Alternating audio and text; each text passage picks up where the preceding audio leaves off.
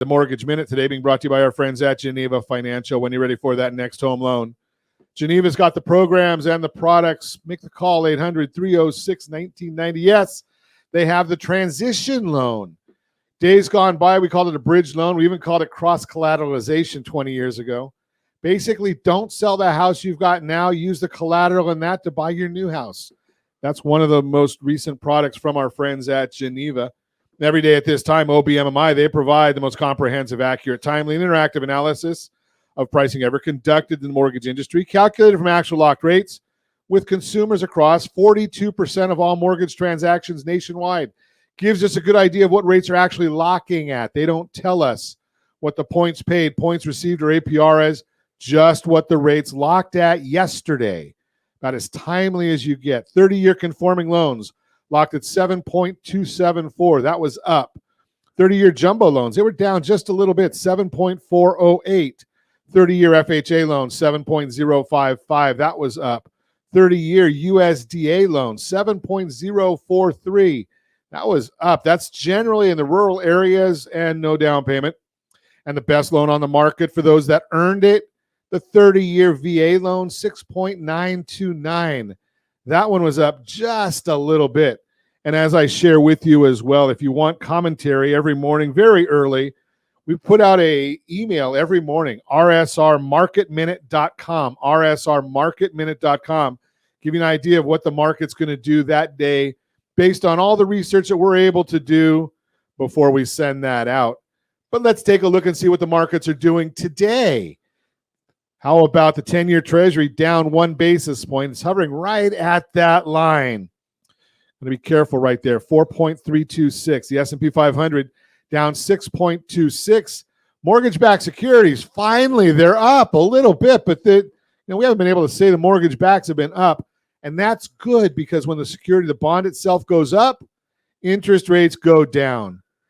So let's take a look at why, because all that information is available on that super secret website, google.com. Why is all of this happening? Well, as I've been telling you right along, the economy is not nearly as good as a lot of the media wants you to believe it is. We're starting to see some of the numbers in the jobs market. If you can do math, you can figure out that even though we added jobs last month, they were part-time jobs. But if you take away the number of hours worked, we actually lost jobs. So yeah, you can add jobs, but you get 2. That's not good. We're going to get the Federal Reserve is going to have their conversations. Yeah, they can't work in Washington. They have to go to Jackson Hole. So they'll be there starting on Thursday. And our Federal Reserve chairman, he's going to be speaking. Such an idiot. Yes. I know. So Jerome Powell will be speaking on Friday morning. So we should see the stock market tank as soon as he speaks. That's generally the bond market tank as soon as he speaks. That's really what happens on a regular basis. So they think that inflation has come down, and we know it's down to 5.3%. Normally with inflation declining this much, the 10-year would be declining, but it's not. It's gone up 1% recently. We heard from the Richmond Fed president, Thomas Barkin, earlier today, and he said the Fed needs to stick to their 2% target. Where did that come from?